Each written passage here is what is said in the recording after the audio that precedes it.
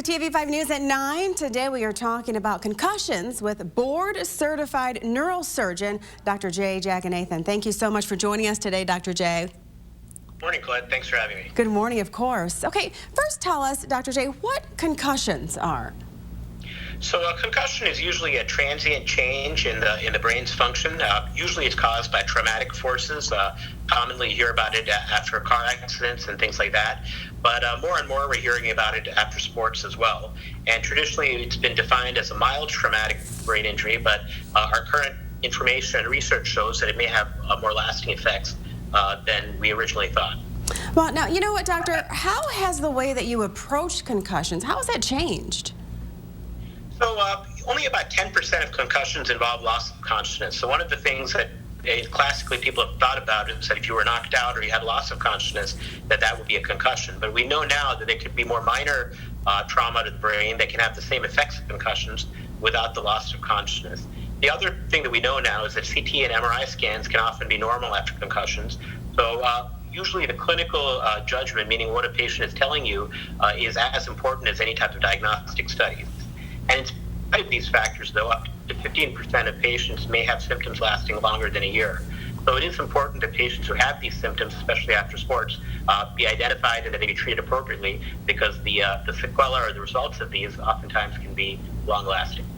Also joining us this morning, former NHL player and Stanley Cup champion, Steve Oleksi. Thank you so much for joining us. We appreciate it. Thank you for having me. Of course, Stephen. Now, as a former professional hockey player, can you tell us a little bit about your experience with concussions, Stephen? Yeah, I've been on the receiving end of a couple, but early on in my career, we weren't really educated on that topic, and the only one on staff that knew about that was our trainer. Our coaches weren't educated, players weren't educated. So early on in my career, it was just known as having your bell rung. And as we became more aware and more educated, the understanding grew of it's not always the big hit. The little ones have the same impact on the head and the brain. Now, have you really seen a change in how concussions were managed since you played? Early on in my career, they were often looked at as weakness, or you were encouraged not to report symptoms. A guy like myself, who was an up and down guy, you never wanted to lose an opportunity due to a concussion. And then as time changed and our knowledge of concussions and the impact of concussions changed, they were taken a lot more seriously. And we had there's actual spotters in the stands now that might see your reaction to a hit or symptoms, and you're pulled directly off the ice and evaluated off the ice, which was not the case early on in my career. And they're taken a lot more serious, and you aren't allowed to return to play until you're completely 100% symptom-free, which was not the case early on in my career. Wow. Okay, so now as a coach, how do you handle players with concussions? There's a much greater understanding of what they're going through and the long-term effects of concussions. You see guys that go through that and how they are later on in life, and the effects of the repeated blows to the head, and they understand that they are experiencing these symptoms. They're going to get back as soon as they feel healthy, but everybody responds to that impact differently, and some guys take longer than others. Now, is there something that specific that you kind of look out for even after a player is cleared to play again? You go through a number of tests, and they have a number of baseline tests that we take early on in the season.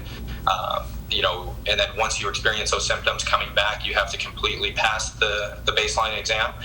And then, you're put through a series of physical activities. If you experience any headaches at all or any symptoms, you have to start back at square one.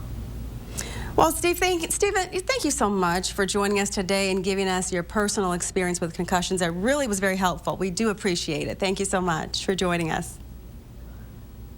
Thank you for having me. Of course. Well, Dr. J, how can we minimize the risk factors for concussions? A topic like this really involves cooperation, not only on the medical side, but on the coaching side and from the player as well. I think it starts with teaching safe techniques, for example, in hockey or football, things like tackling, checking, things like that, to be taught in a safe manner. Wearing appropriate protective equipment, helmets, things like that are critical. And then unlike, in the past, players were often discouraged from reporting symptoms, and now it's generally recommended that players be encouraged to report symptoms without any type of fear of punitive action or being benched or anything like that. And it's also important to recognize that these injuries are more common in young athletes. I mean, we typically see this in young patients, and that's important because the downstream effects, the effects later on, can affect these patients for the rest of their lives. And finally, patients that have suffered concussions, they do need physical and cognitive or brain rest. As Steve pointed out, patients shouldn't be rushed back to play until they're fully symptom-free. And the reason for that is because we know that down the road, these concussions can have a severe effect on people if they're allowed to continue without being stopped. Dr. J, do you have any last advice or information you'd like to give young athletes out there listening? I think the key is to identify the symptoms, as we discussed. These can vary from person to person, to recognize that sometimes even when the medical studies, the imaging is normal, it can represent a concussion, and to seek medical attention and to let your coach and team know if you start having those types of symptoms.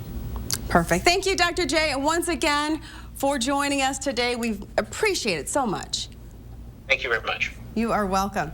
And if you'd like any more information about this topic, head on over to the hot link section of WNEM.com.